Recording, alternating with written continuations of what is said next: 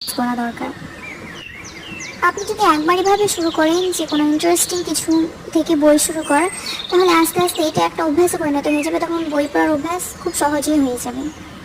তারপরে যেটা আছে সেটা হলো অ্যাটেনশন।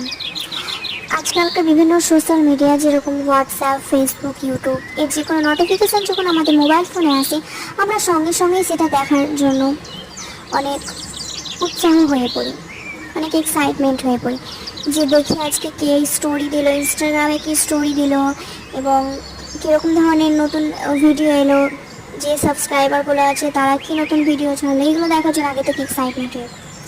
এবং এটা আমাদের যে অ্যাটেনশানটাকে অনেক ছোটো ছোটোভাবে টুকরো করে ভেঙে দিয়েছে।